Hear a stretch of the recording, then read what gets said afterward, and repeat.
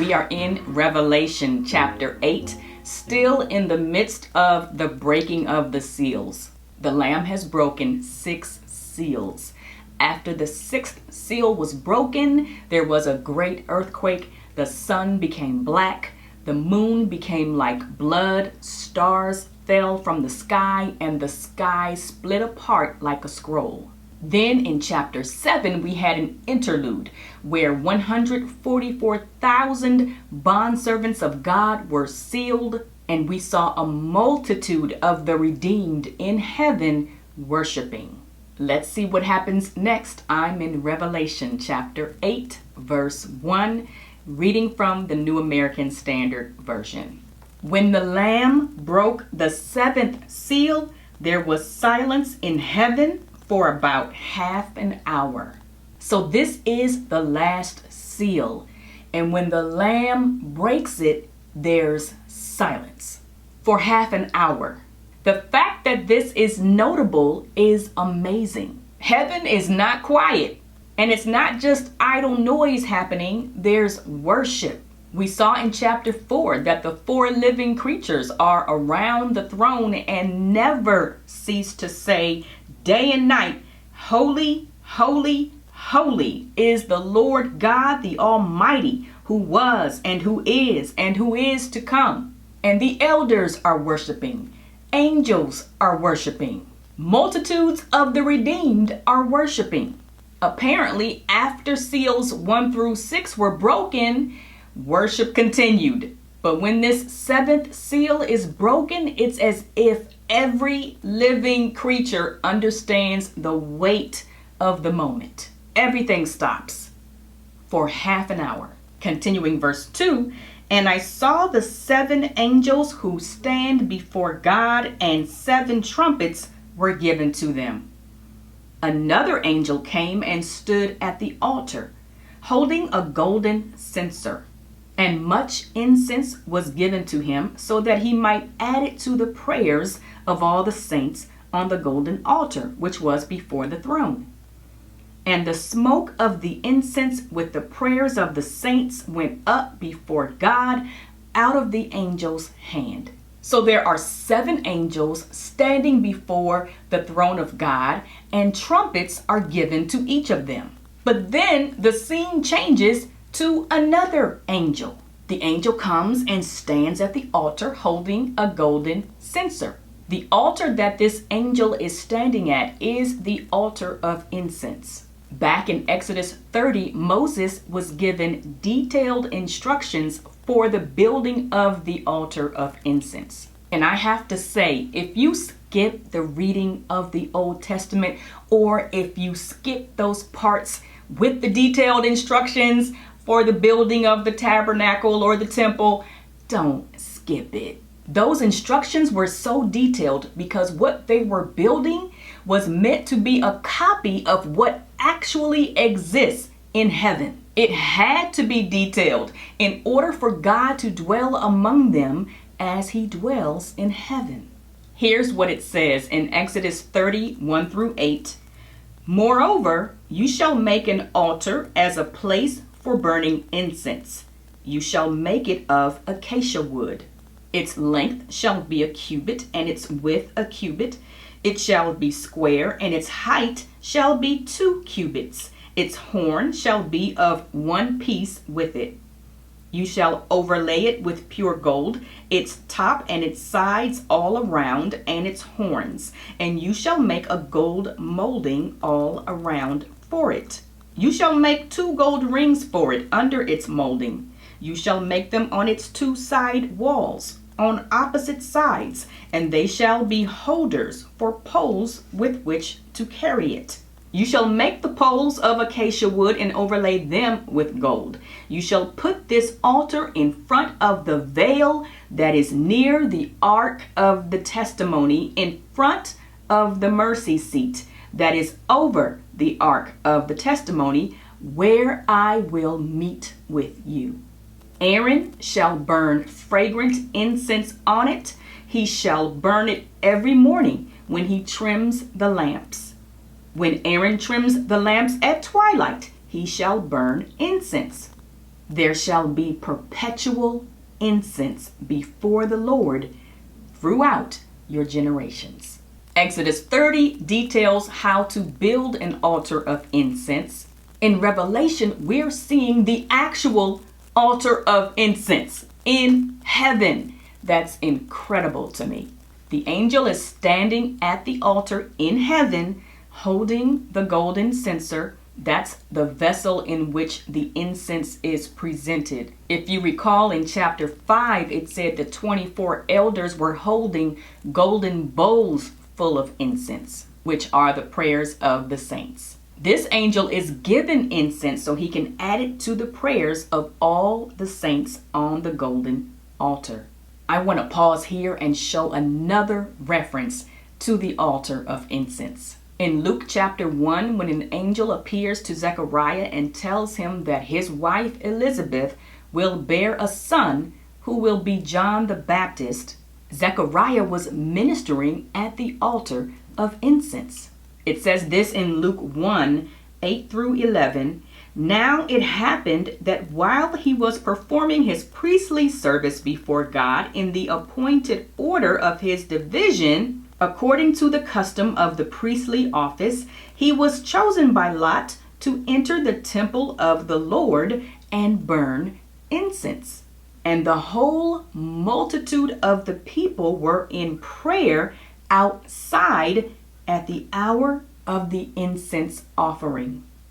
And an angel of the Lord appeared to him, standing to the right of the altar of incense. Notice that prayer is associated with the altar of incense. So here back in Revelation 8, the smoke of the incense with the prayers of the saints went up before God out of the angel's hand. This is so interesting. The Lamb has broken the seventh seal. It's so momentous that there's silence in heaven for half an hour. 7 angels are given 7 trumpets. But first, the prayers of the saints have a place of importance in this. Before anything proceeds, these prayers go up before God. Continuing verse 5, then the angel took the censer and filled it with the fire of the altar and threw it to the earth. And there followed peals of thunder and sounds and flashes of lightning and an earthquake. This is literally a thunderous moment with lightning and even an earthquake, signaling that the next significant event is about to happen. Continuing verse 6, and the 7 angels who had the 7 trumpets prepared themselves to sound them. The first sounded, and there came hail and fire mixed with blood, and they were thrown to the earth. And a third of the earth was burned up, and a third of the trees were burned up, and all the green grass was burned up. This is an interesting repeated phrase, thrown to the earth. Verse 5, the angel took the censer, filled it with fire of the altar, and threw it to the earth. And now here in verse 7, there came hail and fire mixed with blood, and they were thrown to the earth. The effect is destruction. A third of the earth burned up, a third of the trees burned up, and all the green grass burned up. Notice the exactness where a third is given. You best believe if the Lord intends for it to be a third, it's going to be exactly 1/3. I've said that just observing God's sovereignty in this study is amazing. Think about the fact that He knows how many trees are throughout the earth, and He is able to make it so that precisely 1/3 burns up. This is clearly devastating. I think about the forest fires in California that are horrifying to watch. These are fires so enormous that 1/3 of the earth burns up. Think about the devastation to the environment, destruction of crops, animals, so much affected.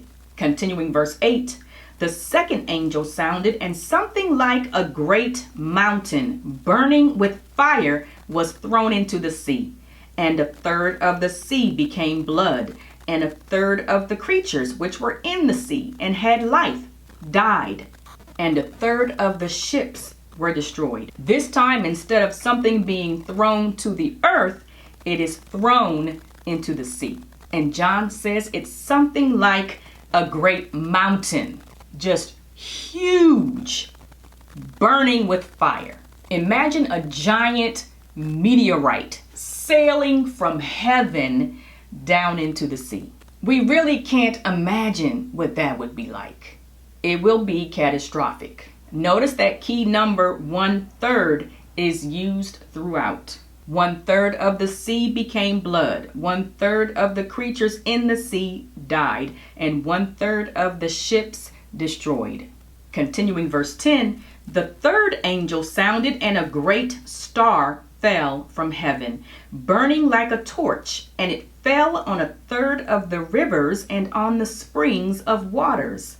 The name of the star is called Wormwood, and a third of the waters became wormwood, and many men died from the waters because they were made bitter.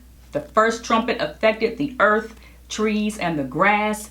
The second trumpet affected the sea and the living creatures in the sea and the ships. The third trumpet affects the rivers and springs of water.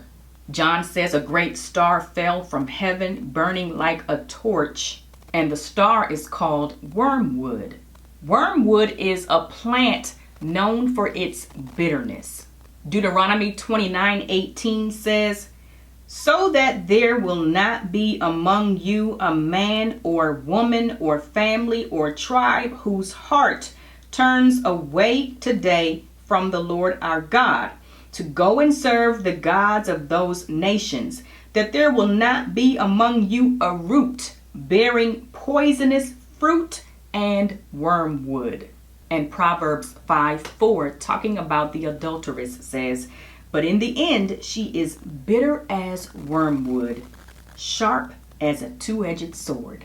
Here the star is named wormwood, and when it hits the rivers and springs, it turns a third of the waters wormwood. Again, the preciseness of it. You have the rivers and springs of water, and the bitterness is only going to affect a third of it and no more.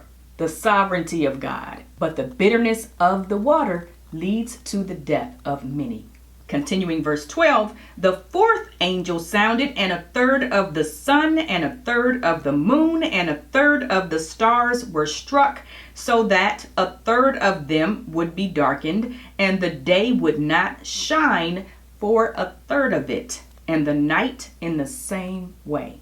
Now we have the fourth trumpet blast, and again this number 1/3. This time there's nothing sailing from heaven to earth because it's the heavens that are affected.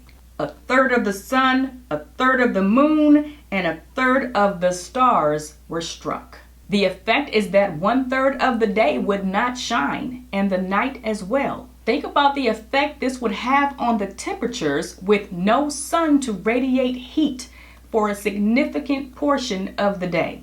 And the last verse, verse 13, then I looked and I heard an eagle flying in mid-heaven, saying with a loud voice, woe, woe, woe to those who dwell on the earth, because of the remaining blast of the trumpet of the three angels who are about to sound. So this eagle says, woe, woe, woe, 3 times for the remaining 3 trumpet blasts. The eagle gives a warning, knowing what is to come.